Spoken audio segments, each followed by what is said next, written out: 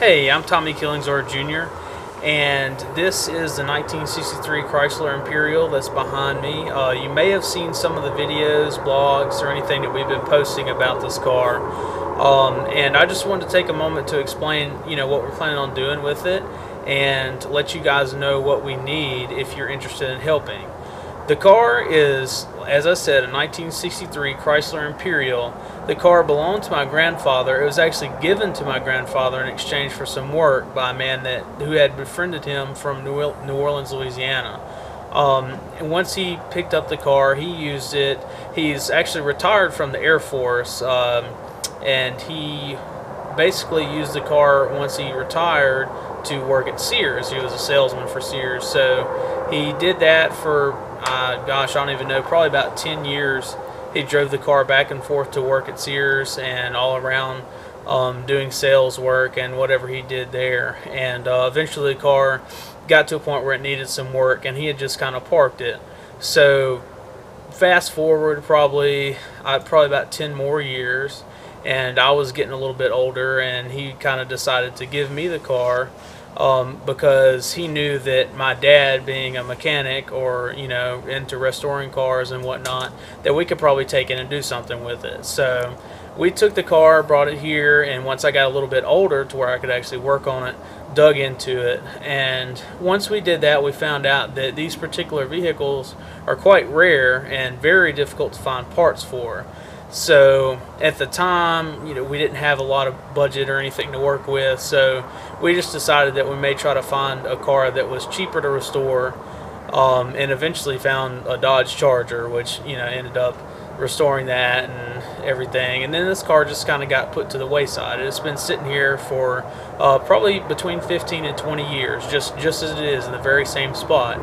And my grandfather passed away back in October, and every time I come back here I just see this car and I'm thinking, I'm pretty sure the car will run, because it ran a long time ago and it hasn't really had any issues.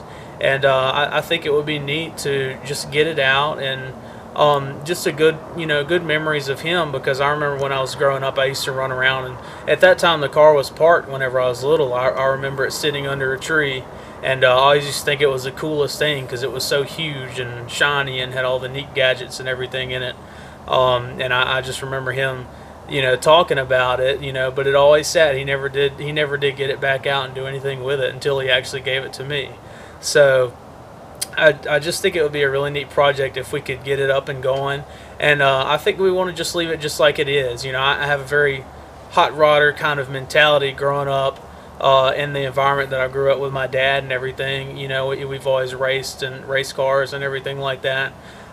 So I like that aspect of it. And the cool thing about it was my grandpa really got into that too. He wasn't that into cars whenever he was younger, but as he got on up into age, knowing my dad and everything, like he kind of got to where he was into cars too. Plus he was always very supportive of anything that I was into, anything that I liked, he liked.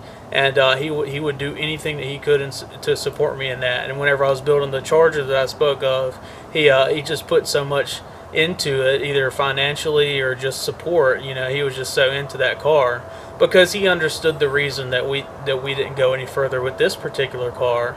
He understands that, the economic and just the labor that it would have taken. So what we're going to do with this car is we're going to take it and leave it just like it is, structurally and body wise, and we're going to put the bare minimum into it, true hot rodder style. If you want to call it a rat rod, that's cool. I'm into that type of thing, and so we're just going to try to build it with basically no money. But the problem is, it is going to take a little bit of money, unfortunately, and that money is for things like tires, just basic things that wear out, things that you have to replace on your car, every few months, oil change, spark plugs, plug wires, distributor, and that's really about it. But it adds up to about between $600 and $1,000. And being a musician, and my friend Matthew being a musician, we're just trying to pursue our dream. Unfortunately, that isn't very lucrative financially, so that's the reason we need your help.